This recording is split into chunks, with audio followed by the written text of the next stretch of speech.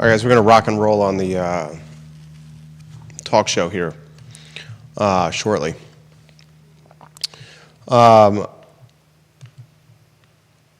think by now, many of you have seen the Facebook post from the Blue Moon Diner. Did you read that Facebook post, Judah? Yeah, definitely. It's a sad state of affairs, but everybody is wishing them the best. And, It's like bittersweet. Yeah. And with all the restaurant closings because of various reasons, I think having a restaurant closed because it's had an amazing run and the owners are ready to move on is probably the best way to go out. Yeah, that's how I look at that as well. I think that's well said. Tell us when the group is live. It's going live now. Okay, live on my Facebook, personal Facebook. How many followers do we have on that personal Facebook? 56,354, it looks like. Live on the I Love Seville Facebook, where we have almost 7,000 on I Love Seville Facebook. I Love Seville group, you said, is going live now? Yeah, it should be live. Live on I Love Seville Food? Yep. Live on I Love Seville Food Facebook. A lot we're going to cover. I want to take a deep dive on the Blue Moon Diner closing news today. That's one of those spots in Charlottesville that just is charming. Yeah. It's just a lot of history, a lot of uniqueness to it, authenticity to it. I mean, it survived COVID. Yeah. So it's kind of a tribute show, but also an analysis of, is there more to it, not from a Blue Moon standpoint, but just the category of restaurants in general. I mean, the maybe sad irony is across the street, Mel's closed. Yeah. I mean, literally across the street from there. Folks are texting me, what's going on with West Main Street? Is it a West Main thing? It's not a West Main thing. No. I mean, yeah, you can't tie the two of those together. Right. Those two aren't tied together despite the fact that they're across the street from each other, and that's just a coincidence that they closed. Yeah. One closed because the founder died. Yeah, that was tragic. Tragic. Yeah. The other one's closing because the owners are choosing to close, in a lot of ways go out on top. It's almost like a retirement. Yeah. Quitting while you're ahead is different than quitting. Yeah, no doubt. We'll talk about that today on the I Love Seville show. Jerry Miller, Judah Whitcow. Are we live on LinkedIn, J-Dubs? Yeah. All right. Get that center screen rocking and rolling for us. It's been dropping, that center screen on set. Yeah, I don't know why. I know that's not anything tied to you, but it's been dropping. And it's in the same position, that iPad from the center screen. We use Apple TV to connect an iPad to 3 TVs on set. So we have 3 Apple TVs plugged into 3 big screen TVs that have been strategically placed to create some kind of TV set ambiance. Like and share the show. We're going to get rocking and rolling here. You have a view of Market Street. I wonder how many cars and people walk by our studio each day. I peg it at close to 10,000. Each day, cars and pedestrians, car traffic and pedestrians walking by the I Love Seville studio on Market Street. I say it's about 10,000 people seeing the storefront window and the signage and branding associated with it. What do you think? I mean, that's a big number. Tough to tell. Yeah, I couldn't tell.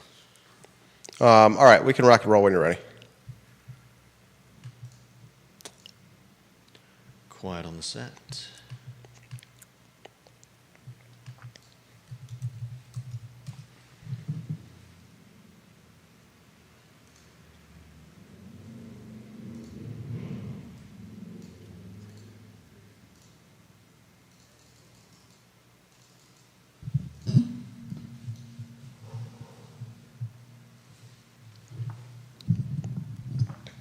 Good Wednesday afternoon, guys. I'm Jerry Miller. Thank you kindly for joining us on the I Love CVille show. It's great to connect with you guys through the I Love CVille network, a show today that is in a studio that broadcasts roughly 22 hours a week of content. This particular show, our flagship show, Monday through Friday, 12:30 to 1:30, where we talk topics that matter to Charlottesville, Albemarle, and Central Virginia. And today's show is going to be centered on the closing, the announced closing of Blue Moon Diner.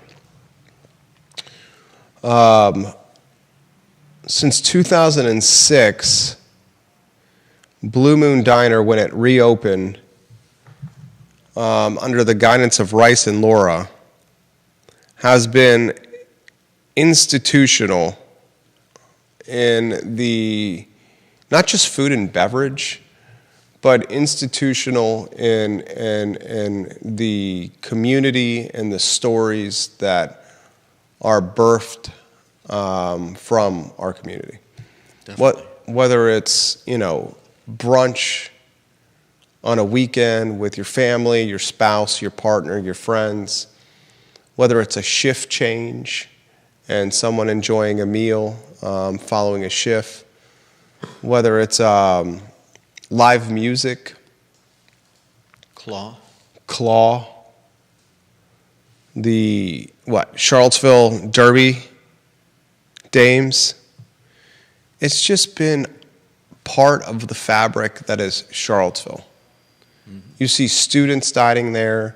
You see OG Charlottesville dining there, New Guard Charlottesville dining there, professors, faculty, elected officials. And within the last 24 hours, they have published on their Blue Moon Facebook page a post that has gone absolutely viral.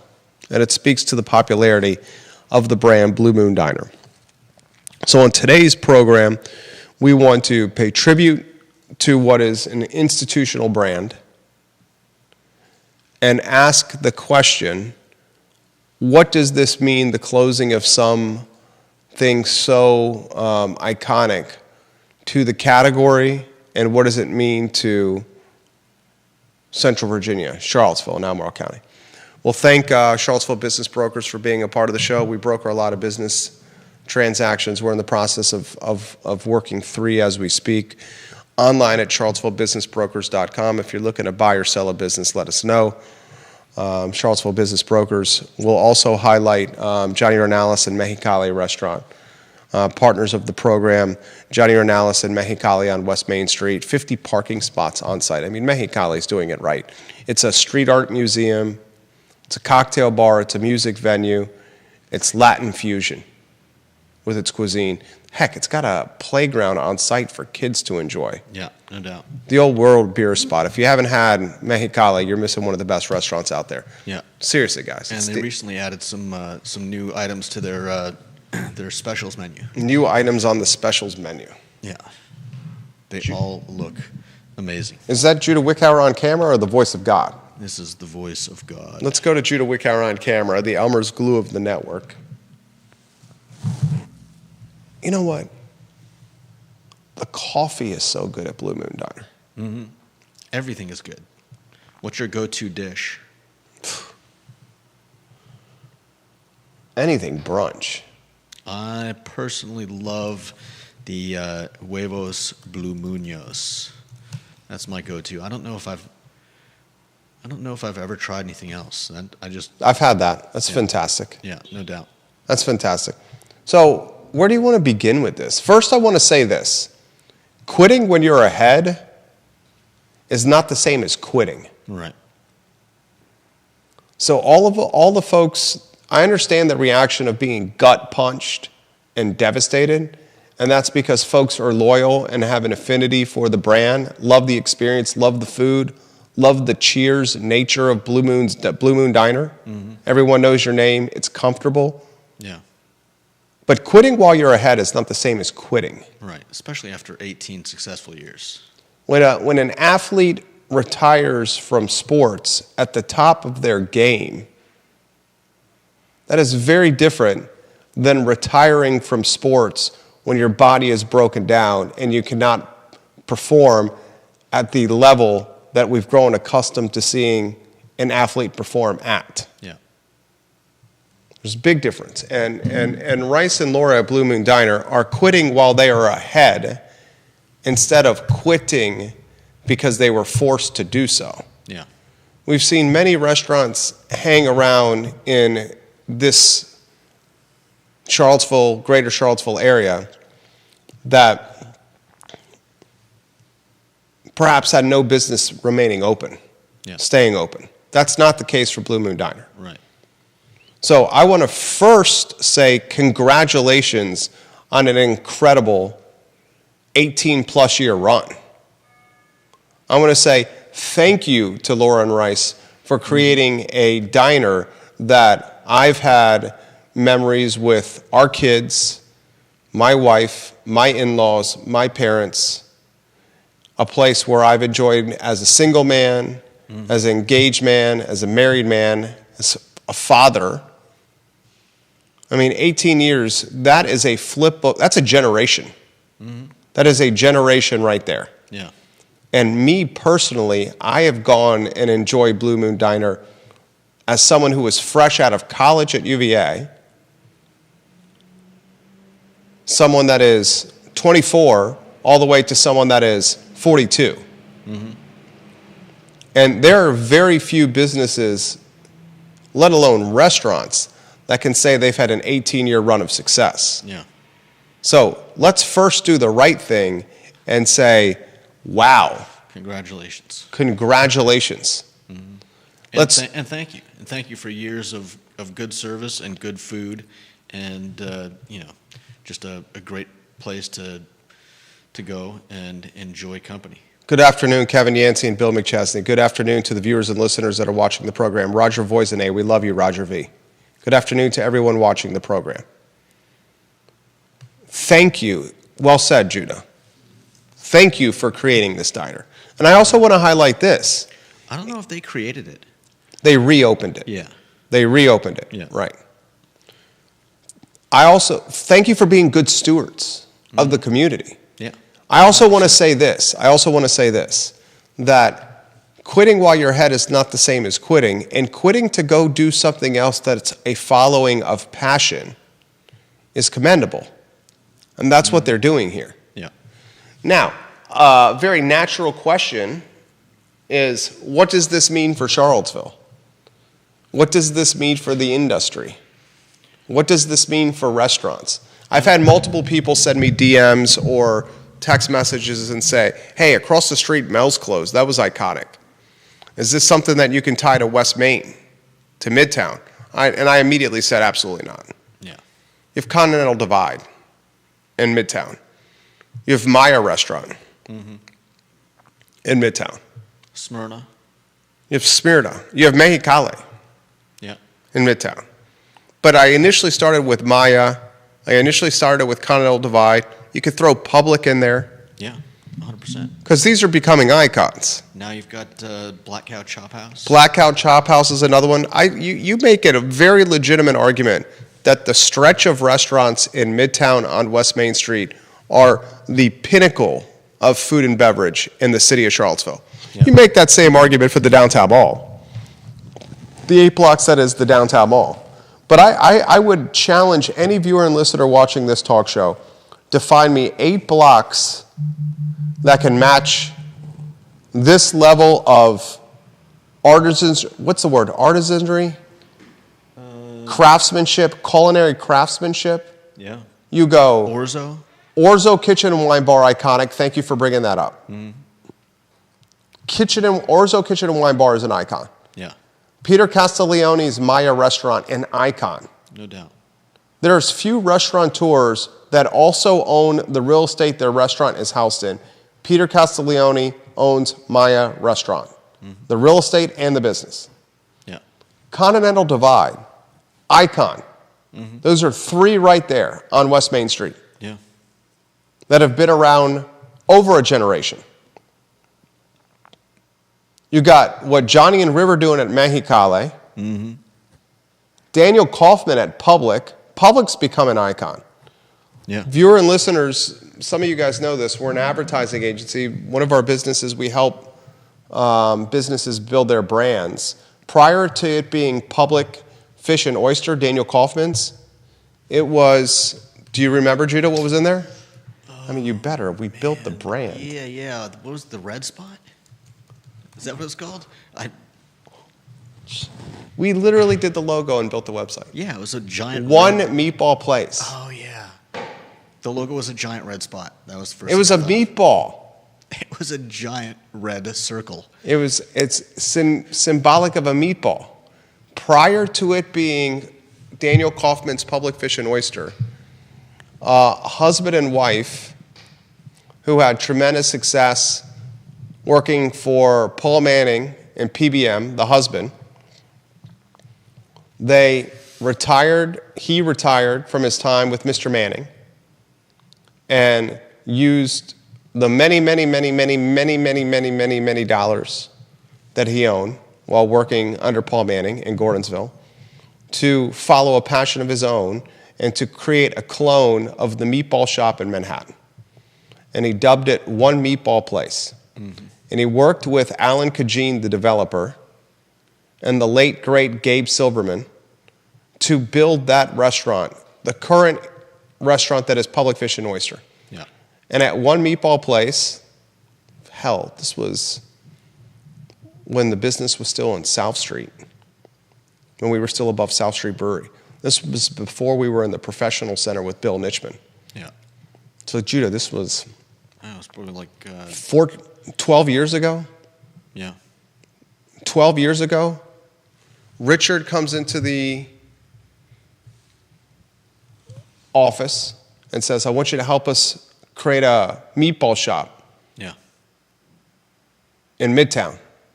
Alan Kajin's got me a good deal here, and I want to build essentially a clone of this restaurant in Manhattan, and we're going to call it One Meatball Place. Mm-hmm. And he had a passion for starting a restaurant, but once he got into the nuts and bolts, he realized a passion for food is very different than operating a restaurant. You can have a passion for food. You can even have a passion for communicating and talking with people and try to make people happy through the food you serve and make, but that is very different than operating a restaurant. And operating and running a restaurant is a grind. Mm-hmm. It is a grind. You are constantly putting out fires. You are constantly having a turnstile of labor. You look at the restaurant owners in this market that are successful. Who's the most prolific restaurant owner right now in the greater Charlottesville area? Dino's getting up there. Dino's up there. Client, Dino. He's got Dino's Wood-Fired Pizza, Rotisserie Chicken. He's got Move Through. He's got Basta Pasta. Mm-hmm. He's got Points of Sale in Pro Renata. Yeah. He's expanding his empire literally as he speaks, as I speak right now. I'll let him break that news when he's prepared to do that on the talk show. His empire is expanding dramatically. I'll leave it at that. He's up there. Kid Ashy. Yeah. Our client, Kid Ashy, we represented her, helped her purchase Croby's, Southside Charlottesville. Now it's Tangerine Kitchen. Yeah, I just had someone talking to me about that over the weekend. Tangerine Kitchen? Yeah. What did they say? They were talking about, hey, there's a new place in where Croby's used to be, and I was like, oh yeah, I know Kid Ashy. She's I don't think they knew that that was owned by the same person that owns Monsoon and pineapples, coconuts, maple pine. Yeah. The new spot that's opening in the old in Keith Woodard's coffee shop over there. What was that coffee shop called over there? Over where? Right down the mall. Oh, you're talking about Millie's? Yeah. She's opening a little cafe of her own there. Nice. You're probably talking the most prolific restaurant owner locally. Johnny Ornalis' family is certainly on that list, with the Guadalaras they have. Yeah. The Mexicales they have. Their point of sale on Zion's Crossroads. Mm-hmm. But these folks that we've mentioned, Kit and her empire, Dino and his empire, the Ornalis family and their empire, they've solved a riddle. And that riddle is labor. And that labor riddle they solved is labor that's tied to either the family tree or a native country. That's how those three groups have had success. And when we helped Meg and Richard Zakin open One Meatball Place at 513 West Main Street, you saw a passion for food. You saw a businessman that was well funded.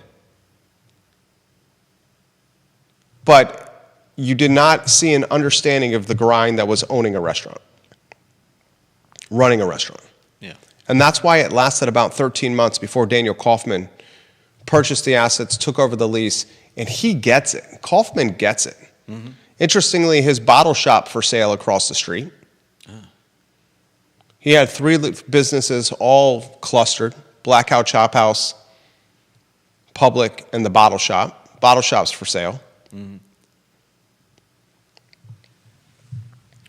My point with Blue Moon Diner is they've gone 18 years of, in a lot of ways, running the restaurants themselves. Oh, yeah. Front of the house and back of the house. I don't think I've ever been in there and not seen one or the other of them. Neither have I. I've never not been in there and not seen one or the other in the restaurant. So what does it say for the industry as a whole? You're starting to see the closings mount up locally. And we predicted this was going to happen.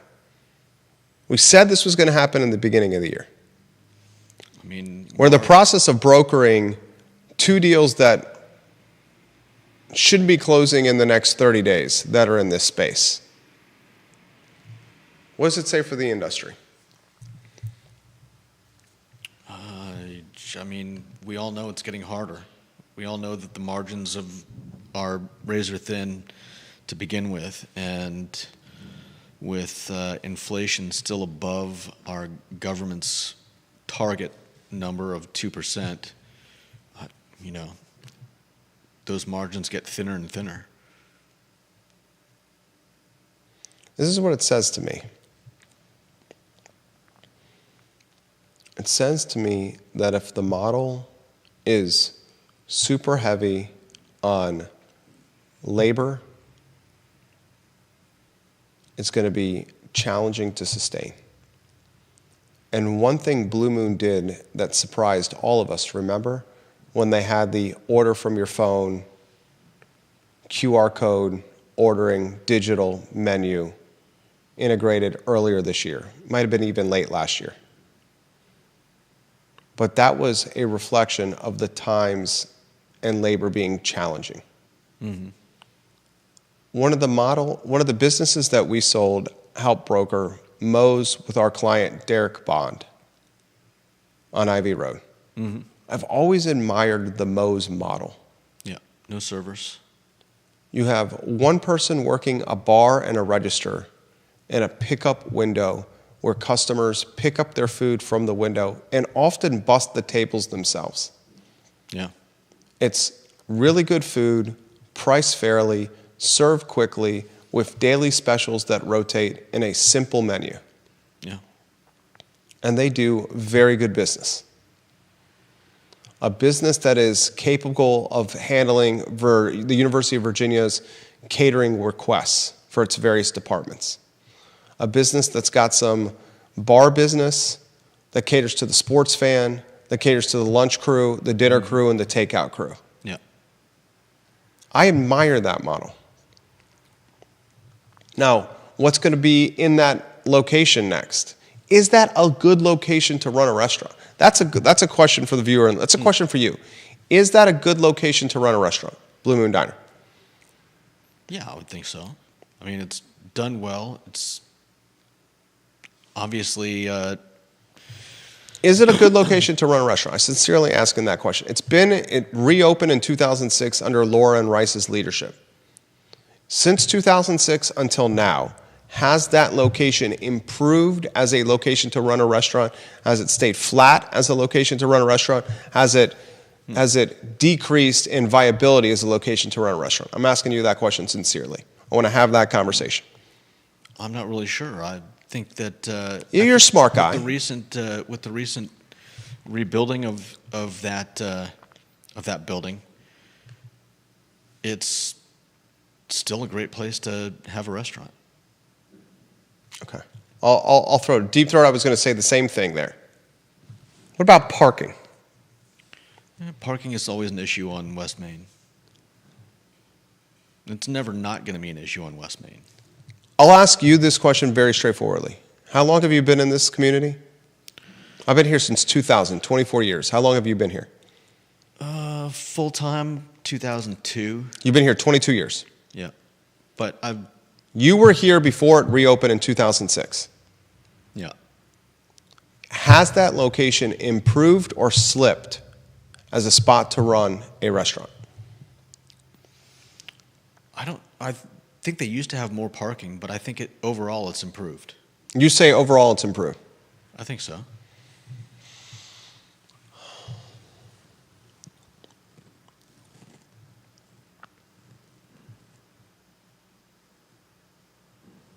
I'll make the argument that it has not improved. How so? You make an argument based around an apartment building being built around it, and the Blue Moon Diner being the flagship of the apartment building. You can make a convincing argument that that apartment building is some of the most expensive for-rent apartments in the entire Central Virginia region, which it is. Heirloom Development, an out-of-market developer. He built that project. He owns University Tire next door.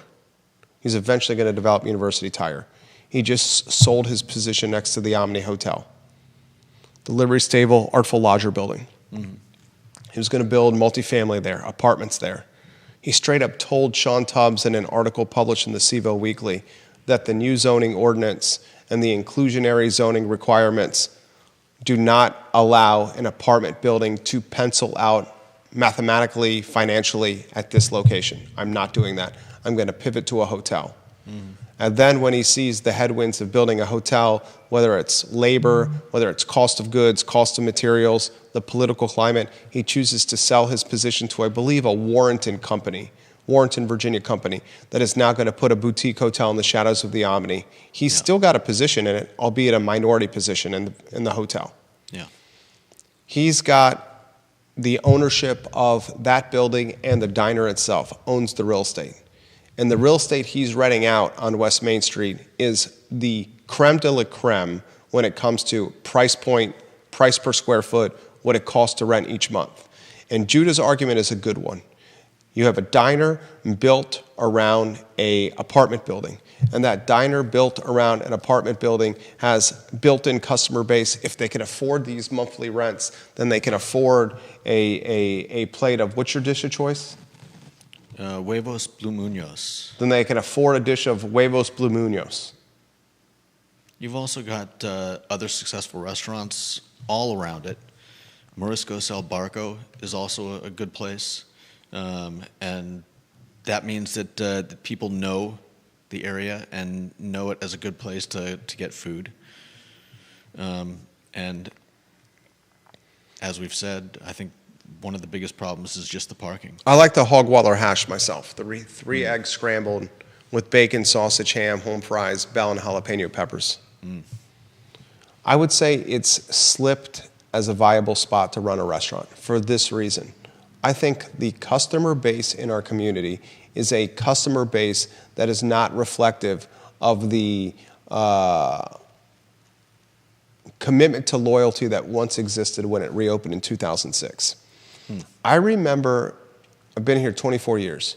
I remember fresh out of college, fresh out of UVA, when we were living in Belmont on Little Graves, a commitment, even as 24, 25, 26, 23, 24, 25, 26, 27-year-olds, we were so committed to spending and shopping and supporting local. So committed to it, even if it meant us spending more and we were broke then. We were broke jokes then. But we were so committed to shopping local that we would never consider a big box. I don't think that same commitment, loyalty, exists today, not to the same veracity. Interesting. And I think that veracity, that loyalty has slipped because of the transient nature that Charlottesville has become. Transient may not be the right word. Nomadic, new plants, transplants, hybrid, remote. We're going to look at COVID and see COVID changing the world in so many ways that we don't even understand yet. One of the ways it's drastically changed Charlottesville and Albemarle County is it's given the ability for so many people to work hybrid or remote. I have friends that work in DC, Manhattan, and Charlotte, but they don't have to be in the office but 4 or 5 times a month. Yeah. And these are friends that are choosing to live in Charlottesville and Albemarle and just hop a plane for work the times they have to go there. Yeah. Because they like the quality of life here more. That has brought a person or a family or a set of couples, people in general, to the area that are new and fresh, that do not have that same commitment to loyalty to local that we once had in Charlottesville in 2006, 2007, 2008, 2009, pre-COVID. But do you really think those people are any more or less likely to be loyal than, I mean, not everybody that has lived in Charlottesville their whole life is going to necessarily be loyal to a particular shop. And I would think that people moving into our area are just as likely to either, be a proponent of shopping local or not be a proponent. I don't know that.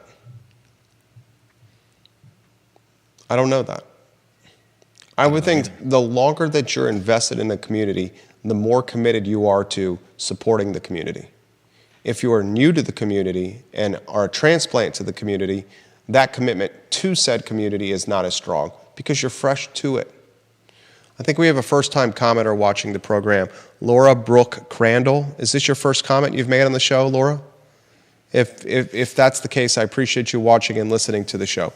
She says that I think even though parking is an issue, it's an up-and-coming spot. She highlights Feast, the gourmet grocery store.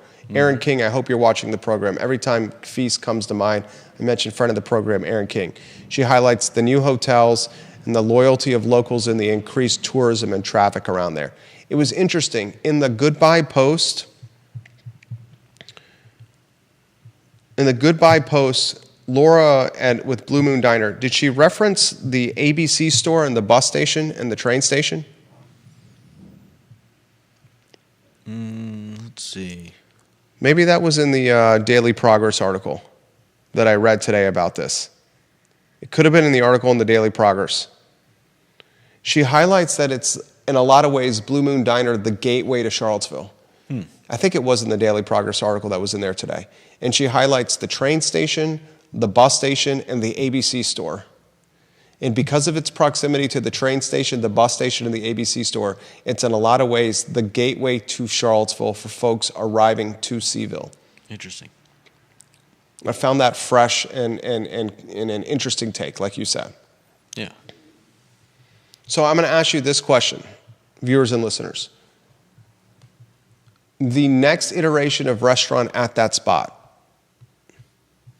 would it be a Blue Moon Diner? Do we think there's any chance they'll sell